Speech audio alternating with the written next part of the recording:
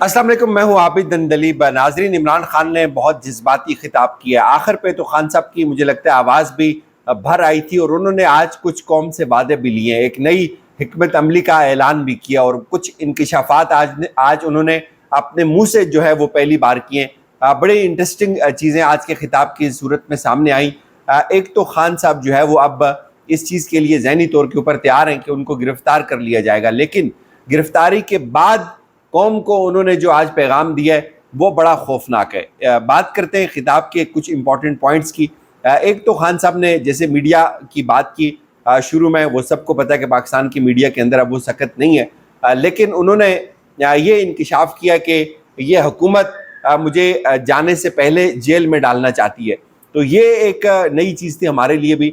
कुछ अंदाजे, कुछ असेसमेंट्स ऐसी थी कि हुकूमत को शायद ये खौफ है, वो इसलिए इमरान खान का केस जो है वो जल्दी चलाना चाह रहे हैं, वो इसलिए इमरान खान को जल्दी गिरफ्तार करना चाह रहे हैं। उनको ये लगता है कि अगर वो चले गए और फिर अगर निगरान सेटअप आ गया और वो लंबा चला तो इस दौरान मुमकिन है इमरान खान की ताकतवर हलकों के साथ, इस्टेब्लिशमेंट के साथ शायद सुलह हो जाए। तो हुकूमत को इस वक्त ये खौफ तो पाया जाता है बहरहाल उनकी सफ़ों में, इसलिए वो बार बार ये अटेम्प्ट करते हैं और इसलिए जो केसेस हैं वो भी उनको भी स्पीड अप किया हुआ है।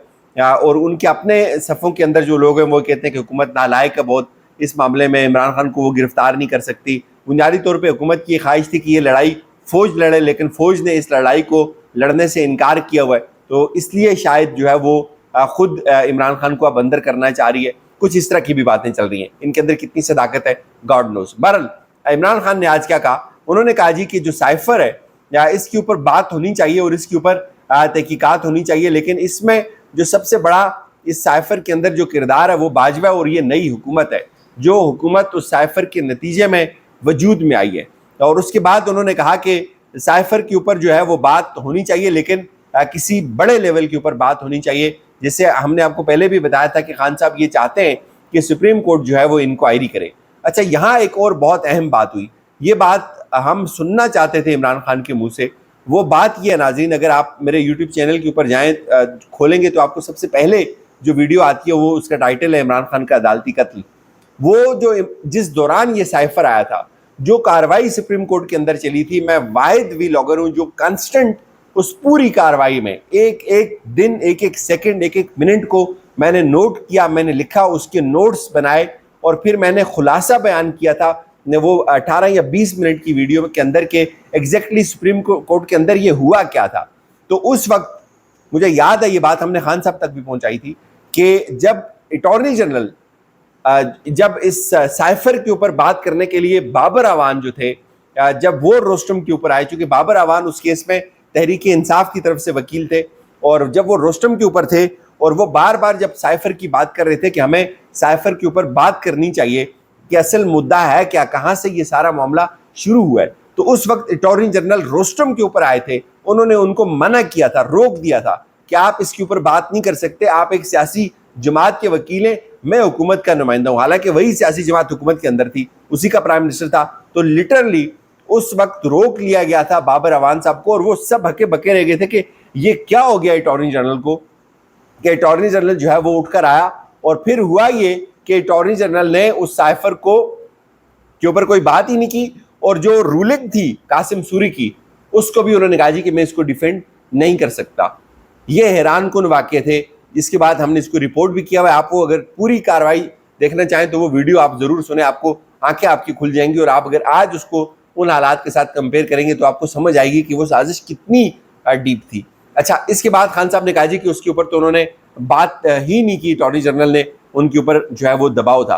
फिर उन्होंने कहा कि साइफर किस तरह से उसको, और फिर उन्होंने इस बात की भी तस्दीक की, जो जनरल तारिक साहब की बात मैंने आपको बताई थी, उनसे जब हमारी बात हुई थी तो उन्होंने बताया था कि मुझे मना किया गया, उन्होंने उस कमीशन को हेड करने से इनकार कर दिया था और उसकी भी आज तस्दीक हुई। लेकिन खान साहब ने अगेन वही बात की है कि ये जो FI है ये इसके बस का काम नहीं है। साइफर को अगर आपने इन्वेस्टिगेट करना है तो एक ऊपर वाले लेवल की हो कमेटी जो इसको इसके अंदर तक जाए और जो इसके अंदर किरदार इन्वॉल्व हैं उनको वो सामने लेके आए, तो डेफिनेटली ये उनके पे ग्रेड की बात नहीं है जो इस वक्त ये करना चाह रहे हैं। फिर खान साहब ने जो केसेस दो हैं, इसके अलावा जो दो केसेस हैं, एक अलकादर है اور ایک توشہ خانہ ہے. توشہ خانہ میں تو عمران خان نے سب کو ننگا کر دیا. آج اس نے بتا دیا سب کچھ, پورا کچا چٹا کھول کے رکھ دیا کہ کس نے کس طرح سے تحائف لیے اور کتنے زیادہ لیے. گاڑی حالانکہ نہیں نکلوا سکتے. نواز شریف نے بھی گاڑی لی, زرداری صاحب نے 3 گاڑیاں لی توشہ خانہ سے. انہوں نے کہا جی کہ میں چیئرمین نیب جو ہے وہ اس کی تھوڑی سی غیرت کو جگانے کی کوشش کر رہا ہوں کہ ان کی طرف بھی دیکھیں, ان لوگوں نے بھی بڑے بڑے تحائف لیے لیکن ان کی کرپشن آپ کو نظر نہیں آتی. انہوں نے یہ بھی بتایا کہ جس طرح سے ایک تیزی دکھائی گئی ہے جج صاحب کی جانب سے ٹرائل کے اندر, اور آپ یہ بھی دیکھیں کہ جتنے بھی اعتراض اٹھائے تحریک انصاف کے وکلاء نے, جتنا شور مچایا, جتنا زور لگایا کہ بھائی ہمیں جج کے اوپر بھی اعتراض ہے, ہمیں اس ڈے ٹو ڈے پروسیڈنگ کے اوپر بھی اعتراض ہے. آج بھی جو نیاز اللہ نیازی صاحب تھے انہوں نے کہا جی کہ کیا جلدی ہے, وہ الجھ گئے جج صاحب کے ساتھ کہ آپ کو مطلب یہ جلدی کیا ہے, عمران خان تو کہیں جا بھی نہیں رہا.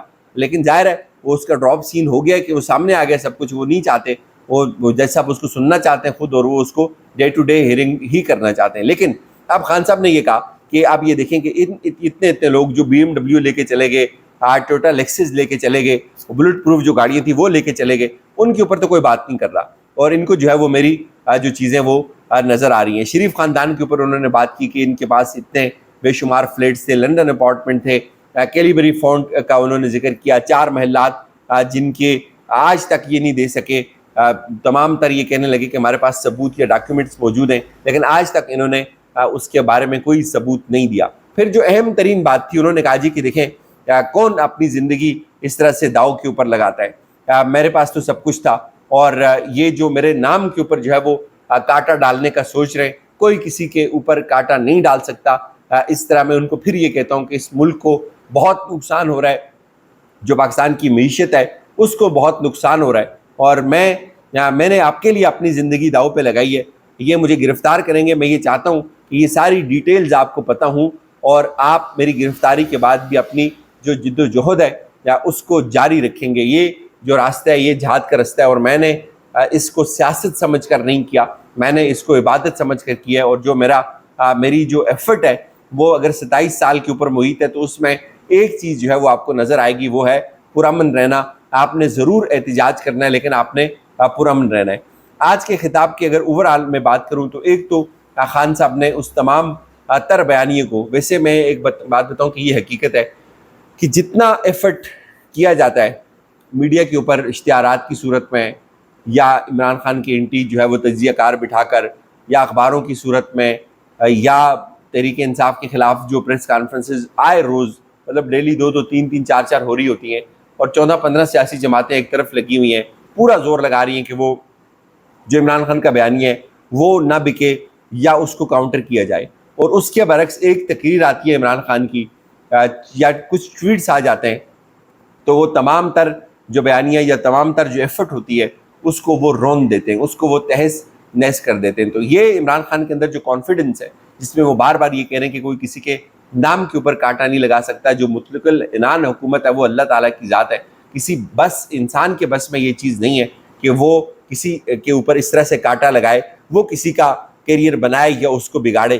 یہ جو دعوے کیے جاتے ہیں, یہ مطلب فرعونی دماغ والے لوگ یہ دعوے کرتے ہیں. اب پاکستان کے اندر یہ چیز افورڈیبل نہیں ہے, اور حقیقت بھی یہ کہ لوگ شاید اس کو برداشت اب نہیں کریں گے. یہ جو ایفرٹ ہو رہی ہے عمران خان کو مائنس کرنے کی, یا اپنے اوپر ان کے نام کے اوپر جو ہے وہ کانٹا لگانے کی. بہرحال آج کا جو خطاب ہے اس کے اندر تحریک انصاف کے لیے بہت ہوپ ہے, بہت امید ہے, اور یہ ایک بڑا بیلنس خطاب ہے.